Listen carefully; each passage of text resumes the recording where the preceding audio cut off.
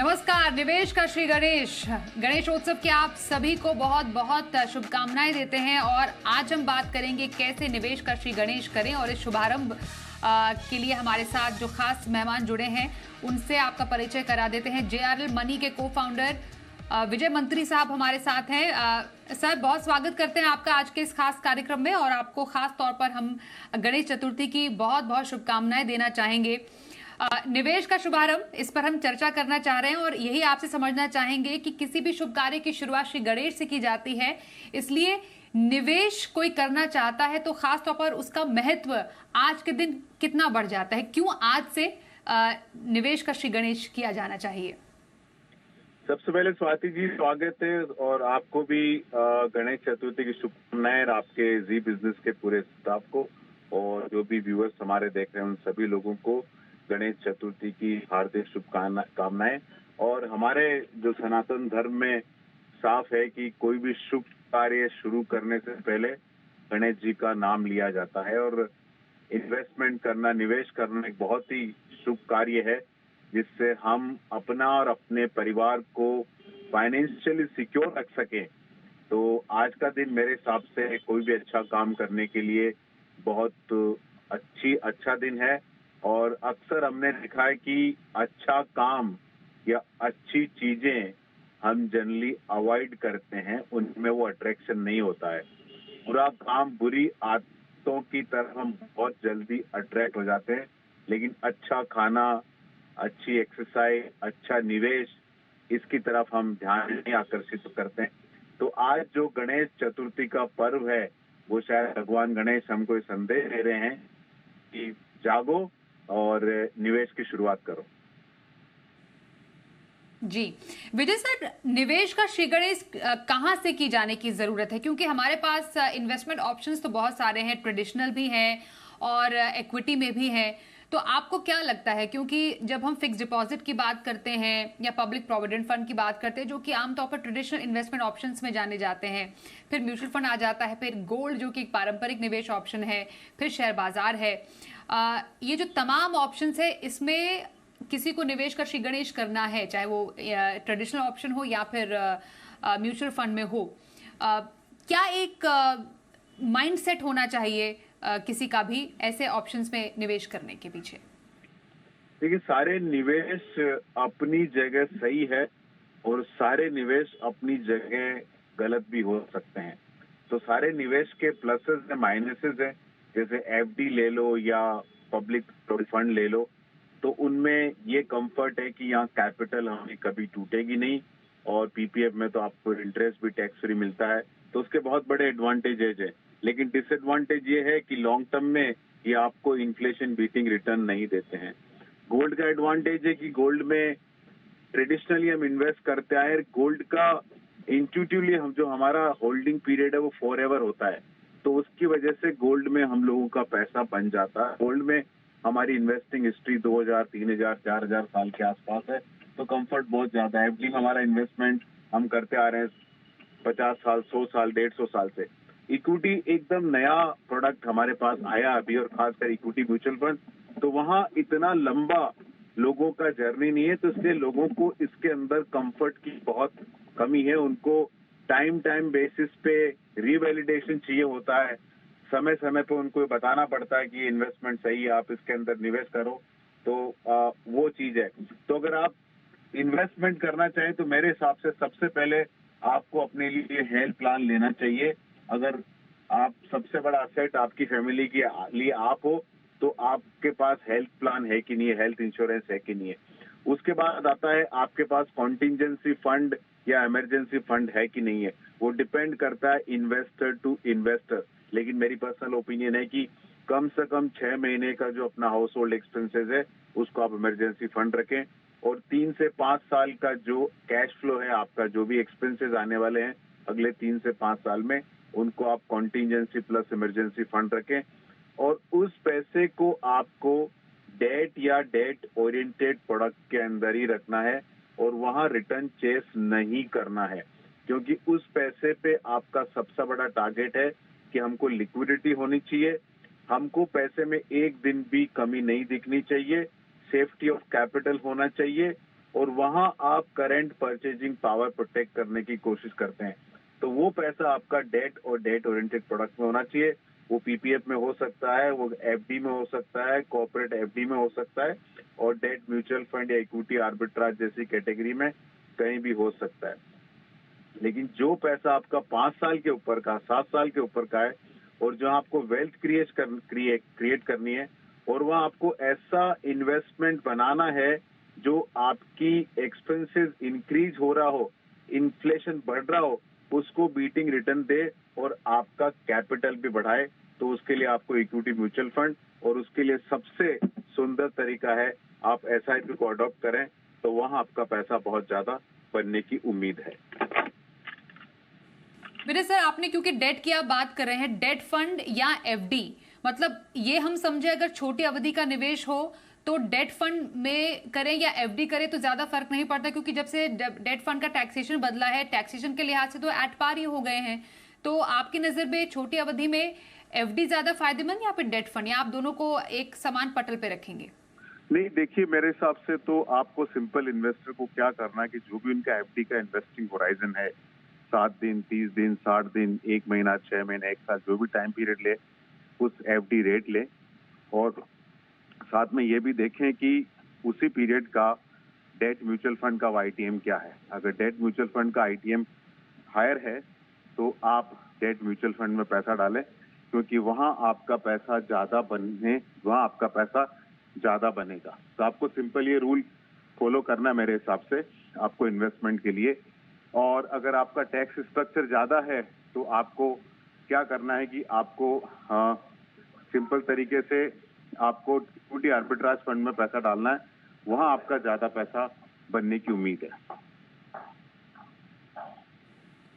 बिल्कुल, तो ये हम डेट फंड या एफडी की बात कर रहे हैं। गोल्ड का आपने जिक्र किया विजय सर, क्योंकि भारत में तो सोने में पारंपरिक निवेश किया जाता है, और जब भी कोई बड़ा त्योहार आता है, जैसे गणेश चतुर्थी है, उसके बाद धीरे धीरे त्योहारों का सीजन शुरू हो जाएगा, धनतेरस, दिवाली पर लोग सोना जरूर खरीदना चाहते हैं। तो इस समय गोल्ड में निवेश कितना किया जाना चाहिए? आप क्या ट्रेंड आप बताएंगे गोल्ड में निवेश का? देखिए, मेरा पर्सनल ओपिनियन गोल्ड में मेगा ट्रेंड नहीं है, लेकिन टेक्निकल गोल्ड में एलोकेशन हो सकता है और होना चाहिए मेरे हिसाब से, क्योंकि पिछले 10 साल का गोल्ड का रिटर्न 6% के नीचे है।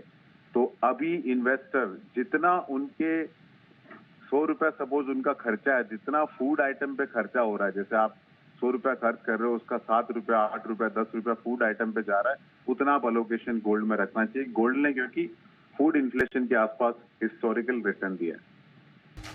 कैसे करें निवेश का श्री गणेश, और अब हम बात करने जा रहे हैं कैसे एसआईपी से मिलेगा आपको मुनाफे का मोदक। हमारे साथ शो में शामिल हैं जेआरएल मनी के को फाउंडर विजय मंत्री। विजय जी, एक मैजिकल जिसको कहा जाता है जो तरीका है निवेश करने का, उसको सिस्टमैटिक इन्वेस्टमेंट प्लान कहा जाता है। अब हर किसी के दिलचस्पी, इंटरेस्ट इसमें रहता है कि कैसे निवेश की शुरुआत एसआईपी से की जा सकती है। एसआईपी क्यों, कैसे और कब? तो सबसे पहले मैं आपसे जानना चाहती हूँ, एसआईपी से निवेश की शुरुआत क्यों करनी चाहिए, क्या है इसके फायदे? सबसे बड़ा फायदा है कि एसआईपी आपको एक डिसिप्लिन लाता है कि आप किस छोटे अमाउंट से 500 रुपये, 1000 रुपये किसी अमाउंट से चालू कर सकते हैं। और अनलाइक एनी अदर प्रोडक्ट, इसके अंदर बंदिश नहीं है कि आप 5 साल की करें, 10 साल की करें और 1 महीने बाद बंद भी कर सकते हैं, पैसा निकाल भी सकते हैं। तो एसआईपी के अंदर जो फ्लेक्सिबिलिटी है और डिसिप्लिन है, वो कोई भी दूसरे इन्वेस्टमेंट ऑप्शन के अंदर नहीं है। दूसरा, एसआईपी मार्केट वोलेटाइल रहता है, और एसआईपी आपको वोलेटिलिटी को हैंडल करने की कैपेसिटी क्रिएट करता है और आपको तैयार करता है वोलेटिलिटी को कैसे हैंडल किया जाए, क्योंकि इक्विटी मार्केट का मिडिल नेम ही वोलेटिलिटी है, लेकिन एसआईपी एक्चुअली आपको वोलेटिलिटी का फ़ायदा देने की कोशिश करती है, और एसआईपी के अंदर पैसा कंपाउंड होता है। लेकिन एक बहुत ही मैजिकल चीज़ है एसआईपी के अंदर, जिसके बारे में काफ़ी लोगों को मालूम नहीं है, और आज गणेश चतुर्थी पे जी बिजनेस पे एक्सक्लूसिवली मैं आपको ये चीज़ बताने वाला हूँ कि आज इन्वेस्टर वेट करता है कि मेरे को मार्केट करेक्शन का वेट कर रहा हूँ, 5%, 10%, 15%, 20%, 30%, कितना करेक्शन का वेट कर रहे हैं। मतलब आदमी को 1 रुपये की चीज़ 90 पैसा में चाहिए, 80 पैसा में चाहिए, 70 पैसा में चाहिए, माल डिस्काउंट पे चाहिए। इक्विटी म्यूचुअल फंड के अंदर एसआईपी के थ्रू आप वो चीज़ डिस्काउंट पे खरीद सकते हो, और इतने मैजिकल नंबर हैं कि जब इन्वेस्टर इन नंबर्स को देखेंगे तो हैरान हो जाएंगे कि क्या ये भी पॉसिबल है।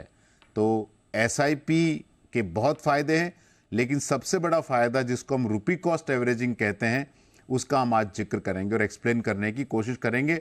और ये मैं आपको आपके स्क्रीन पे देखिए, HDFC फ्लेक्सी कैप का मैंने लिया। इस फंड की एनएवी 10 रुपये थी 1995 में। 5 साल पहले इस फंड की 5 साल पहले इस फंड की एनएवी थी 621 रुपया। आज इसकी एनएवी है 1330 रुपया।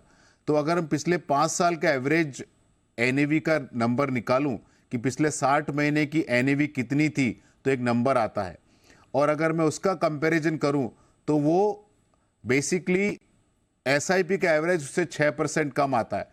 ये नंबर आप स्क्रीन पे देखिए, 10 साल पहले उस फंड की एनएवी 258 रुपीज़ थी, आज उस फंड की एनएवी 1330 रुपये। अगर मैं 10 साल का एवरेज एनएवी निकालूं इस फंड की तो एक नंबर आता है, और एसआईपी के अंदर वो नंबर करीब 13 से 15% नीचे आता है। वो इस 120 मंथ का एक अर्थमेटिक एवरेज है, और वही 120 मंथ का अगर हम एसआईपी के थ्रू ले तो एक नंबर आता है जो कि 13% नीचे आता है। अगर हम डेटा 15 साल का ले, सपोज करो कि 15 साल का हम नंबर लें, तो 15 साल पहले इस फंड की एनएवी 50 रुपये के आसपास रही होगी, कितनी भी रही होगी। आज इस फंड की एनएवी 1330 रुपया है। तो अगर 15 साल का नंबर लूँ तो 15 साल में आपको 27% डिस्काउंट मिला, 20 साल में आपको 50% के ऊपर डिस्काउंट मिला, 25 साल में आपको 70-75% के आसपास डिस्काउंट मिला। और इस फंड का ट्रैक रिकॉर्ड है 1 अक्टूबर 1995 से मैंने लिया 1 सितंबर 2023, 28 साल का ट्रैक रिकॉर्ड है। और 28 साल के ट्रैक रिकॉर्ड में आपको मैजिकल नंबर बताता हूँ। इस फंड की स्टार्टिंग एनएवी 10 रुपये थी 1995 में। आज इस फंड की एनएवी है 1330 रुपया। 28 साल में 12 महीने, हर साल के 12 महीने, तो 28 मल्टीप्लाई बाय 12, तो आपको करीब करीब 300 के ऊपर महीने मिल गए। अगर मैं उनका एवरेज एनएवी इस फंड का हर महीने बिगनिंग ऑफ द मंथ का एनएवी लेता हूं, 10 रुपए की एनएवी से स्टार्ट हुआ 1995 में और 2023 में 1330 रुपया, तो इस फंड का हर महीने का 10 रुपए का एनएवी लेता हूं मैं, तो एवरेज एनएवी इस फंड की 297 रुपीज के आसपास आई। मतलब 10 रुपए से चालू होके 20 रुपया हुई, 50 रुपया हुई, 100 रुपया हुई, 200 नीचे भी आई, लेकिन एवरेज 28 साल का मंथली एवरेज इस फंड की एनएवी आती है 297 रुपीज, और आज इस फंड की एनएवी 1330 रुपया। लेकिन उसी फंड के अंदर अगर आपने एसआईपी की होती फिक्स अमाउंट की, तो आपकी कॉस्ट 297 नहीं है, 32 रुपया आई है। मतलब इस फंड की जो एनएवी आज 1330 रुपया है, सिंस इंसेप्शन अगर आप इस फंड में एसआईपी की होती तो आपकी एवरेज कॉस्ट 32 रुपया आई। तो आज की तारीख में आप समझ लीजिए करीब करीब 40 गुना आपका पैसा बना एसआईपी के अंदर इस फंड के थ्रू। ये मैजिक है रुपी कॉस्ट एवरेजिंग का कि अर्थमेटिक एवरेज 28 साल का एनएवी का 297 रुपीज़ है, लेकिन एसआईपी के थ्रू ये एवरेज आपका 32 रुपये आया, तो करीब करीब आपको 89% डिस्काउंट मिला 28 साल के पीरियड में। 5 साल में 6 से 8%, 10 साल में 13%, 14%, 15 साल में 25-27%, 20 साल में 50% के ऊपर, 25 साल में 75% के आसपास, और 28 साल में 80% के ऊपर डिस्काउंट मिला है।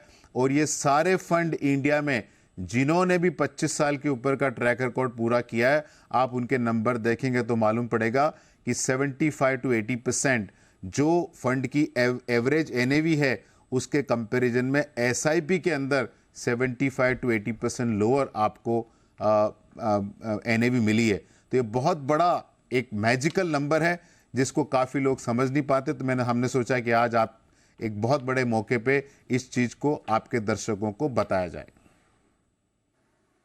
बिल्कुल सर, आपने बहुत ही इंटरेस्टिंग तरीके से बताया कि कैसे सस्ते में म्यूचुअल फंड यूनिट खरीदा जा सकता है। रुपी कॉस्ट एवरेजिंग का फायदा आप सिस्टमैटिक इन्वेस्टमेंट प्लान के जरिए कैसे ले सकते हैं।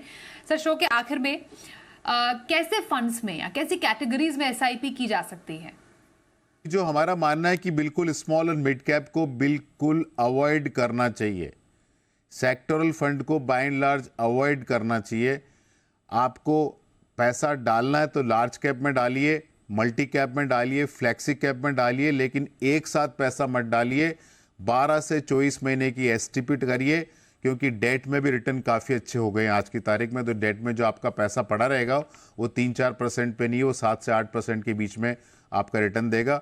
दूसरा, अगर आपको वन टाइम पैसा डालना तो आज की तारीख में बैलेंस एडवांटेज फंड में पैसा डालिए, मल्टी एसेट फंड में पैसा डालिए, क्योंकि बैलेंस एडवांटेज फंड वो इस तरह के फंड है कि मार्केट के वैल्यूएशन या मार्केट की वैल्यू के हिसाब से अपना अलोकेशन घटाते और बढ़ाते हैं। तो जो काम इन्वेस्टर अपने लेवल पे सक्सेसफुली नहीं कर पाता है, इन फंड ने डेमोन्स्ट्रेट किया। फॉर इंस्टेंट एक बैलेंस एडवांटेज फंड है ICICI Pru balance advantage fund. Pre COVID उस फंड का इक्विटी अलोकेशन 40% के आसपास था।